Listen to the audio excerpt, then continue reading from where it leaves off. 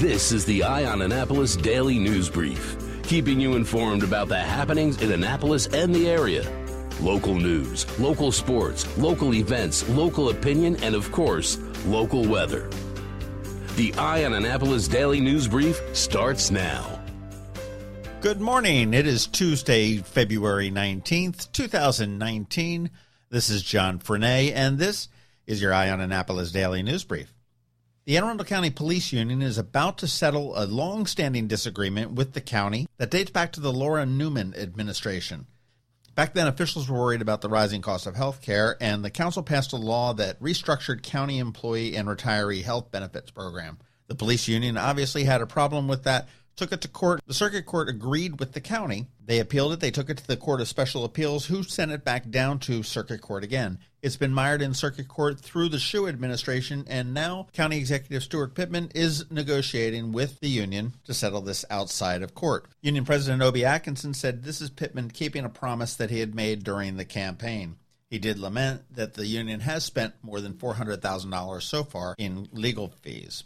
A very strange story out of Baltimore City. The Baltimore City Police do not suspect any foul play after a man was found dead outside of some burning PORTA potties in the parking lot of M&T Bank Stadium on Sunday. A security guard told firefighters that he saw a man on fire running from the bathrooms. That man eventually collapsed and was pronounced dead at the scene. Police have said they don't suspect foul play, but come on, let's be real. Porta potties are not known for spontaneous combustion. Maryland lawmakers are considering a proposal to create safe drug consumption sites for opioid users, something that no other U.S. state has. The Daily Record reports that the pilot program would authorize safe injection sites where people could use opioids near trained staffers who would be there to help in case of an overdose. Last year, for the first 9 months, there were 1,648 opioid-related deaths, an increase of nearly 10% from 2017. Senator Brian Feldman introduced the legislation last year and again last week before the Senate Finance Committee. Last year, it did make it out of committee, but then they reconsidered at the last minute and did reject it.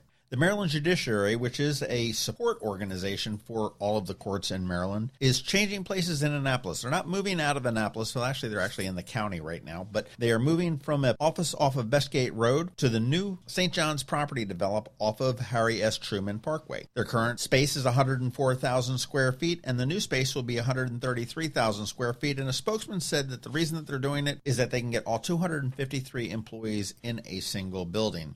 They do expect to move by the end of this year. And finally, I want to remind everybody that the Real ID Act goes into effect in October of 2020, which seems a long way away. But we have heard reports of 4 to 5 hour waits at some MVA locations to comply with the Real ID requirements. There are steps that you need to take, there are documents that you need to bring, and failure to comply may prevent you from flying on any commercial aircraft, entering any federal buildings, or other restrictions. To mitigate the lines, here's the best advice I can give you. Make an appointment.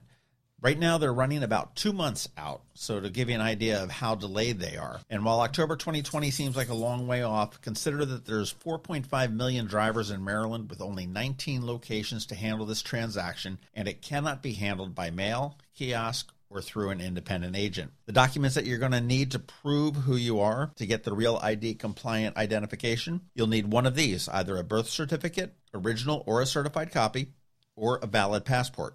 You're going to have to confirm your social security number, and you can do that with a social security card. It has to be the original card, or a W-2 with your full social security number.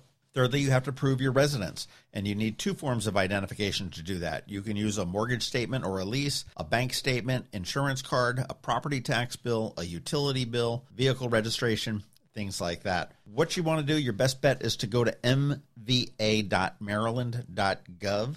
And right there on the left side, you'll see a big blue box that says check your Real ID status. Click there, find out whether your license A is already Real ID compliant.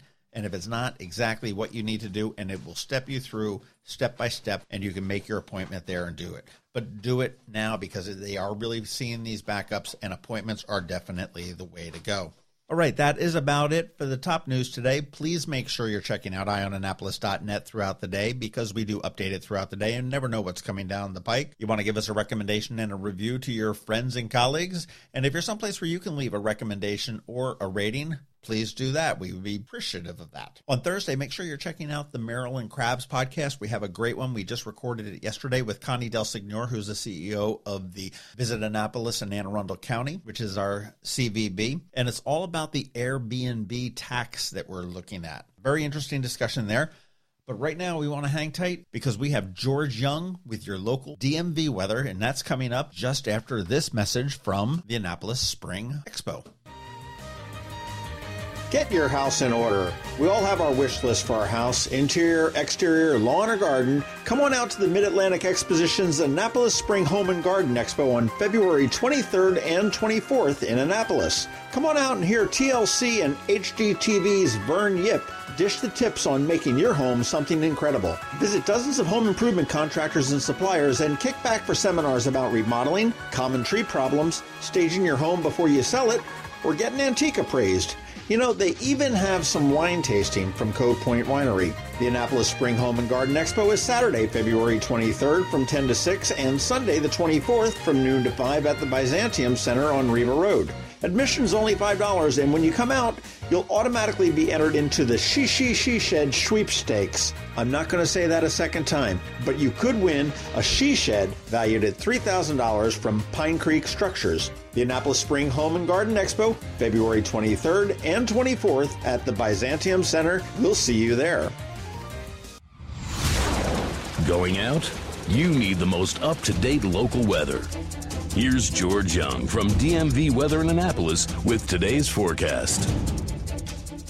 Hey everyone, this is George with DMV Weather, and this is your Eye on Annapolis forecast for Tuesday, February 19th. Yesterday was a solid start to the work week weather-wise with mixed skies and temps around 50 degrees, despite some chilly PM winds. And today will be equally as solid with calmer winds and sunshine, but colder temps as highs top out in the low 40s. Then comes Wednesday with what will likely be a moderate winter storm for the area, in which many locations in Anne Arundel County see 3 to 6 inches of snowfall as snow breaks out tomorrow morning, most likely in the 4 a.m. to 8 a.m. time frame, and it will last through the morning and into the afternoon before then mixing with sleet and freezing rain for a few hours, before finally then transitioning to all rain, which could ultimately be moderate or heavy rain Tuesday night into the overnight hours before the storm then pulls away from the region. At this point, the expectation for Wednesday is for school closures in Annapolis and all of Anne Arundel County, with a likelihood that both state and federal governments offer liberal leave of some sort, if not close entirely for the day. Stay tuned for updates the rest of the day today in case anything changes one way or the other, but as of this morning, expect a very messy winter storm to impact the region tomorrow. Okay, that's it for today. This is George Young of DMV Weather. Make it a great day out there despite the colder temps, and be sure to get our free app on all of your devices by searching for DC MDVA Weather in the Apple or Google App Stores, and also follow us on Facebook and Twitter and on our website at dmvweather.com so you can always stay weather informed. Imagine your child saying, "Guess what I learned in school today?" At St. Andrews, it happens every day. We asked Emma and Lawson why.